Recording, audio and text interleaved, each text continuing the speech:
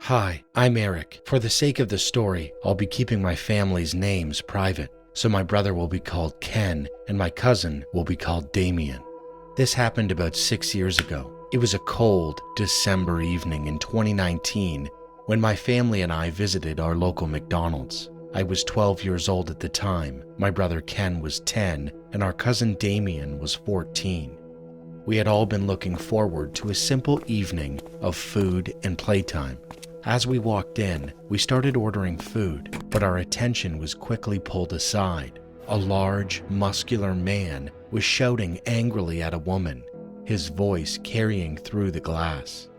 Suddenly, I saw him grab my mom's hand. My heart jumped, and I shouted at the guy to shut up, but my aunt quickly gave me a sharp look, silently telling me not to get involved.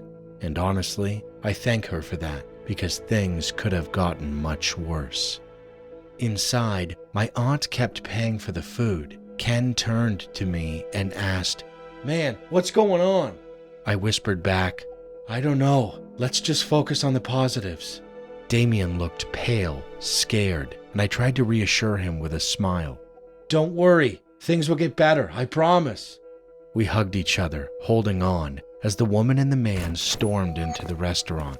That's when things completely spiraled. The woman screamed, "I told you, I don't have your money, you pig!" The man roared back, calling her a lying bitch.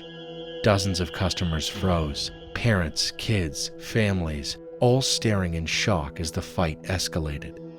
A female employee stepped forward and snapped, "Get out now, or I'm calling the police!" The atmosphere was heavy with fear. My aunt leaned toward me and whispered again to stay out of it, so we tried to eat quietly, though our hands were shaking. The playground in the corner, once exciting, suddenly meant nothing. Ken and Damien kept saying, "The cops are coming!" like it was the only thing keeping them calm, but the truth was far darker. I excused myself to check on my mom, and that's when I saw something I'll never forget. The man had calmed down. He stood talking with a friend, a rough-looking guy with his girlfriend by his side, and then I noticed it. 3 shotguns, tucked into the man's back, hidden under his jacket. My blood ran cold. I didn't move. I didn't breathe. I just forced myself to walk away, praying he hadn't seen me notice.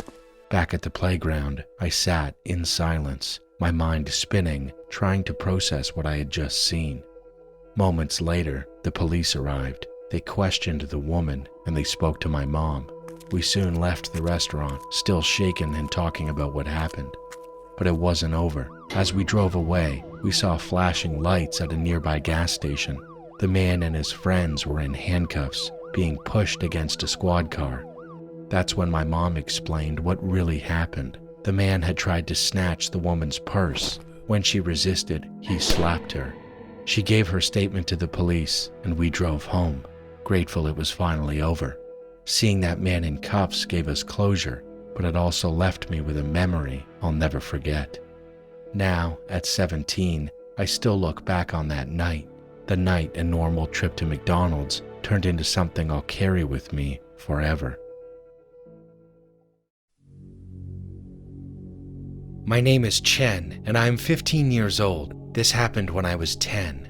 Back then, I lived in a small town in Manitoba, Canada. After this night, my family moved to Portage-la Prairie. For some context, I loved volleyball. Even though I wasn't very good at it, I wanted to play.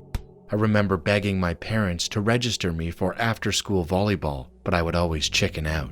Now, onto the story. It was a Sunday night. My parents were at a gender reveal party, and my brother and I decided not to go since they said it would be boring for us.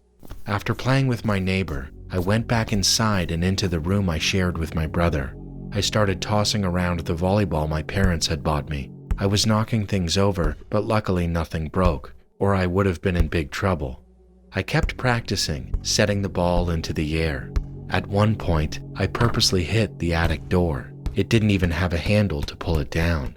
But being the mischievous kid I was, curiosity got the better of me. I went to the garage and asked my brother to help me carry a ladder upstairs. He didn't ask questions, just helped me. Before climbing up, I grabbed one of those sticky hand toys I had from trick-or-treating. I climbed the ladder, slapped the sticky hand onto the attic door, and tugged until it came down. Then I climbed into the attic. It was pitch dark. I struggled to see. All I could make out was a couch, some food scattered across the floor, and an old bathtub we had left up there years ago, still holding dirty water. And then I saw him, a man, late 50s, balding, teeth rotting, smelling like he hadn't showered in weeks. I froze and then let out a massive scream. As I scrambled back toward the ladder, he lunged at me. I was only 4 steps from the bottom, but I didn't wait. I jumped. I yelled at my brother to run, and without any explanation, we bolted to our neighbor's house. We banged on their door until they opened. Shaking, we told them everything. They called the police. When officers went back to search the attic, the man was gone. Our neighbor also called our parents, and they rushed home immediately. Before the police left, they asked me for a description. I gave them every detail I could, but that was it. That night was the last time I ever saw him, and I'm still recovering from it.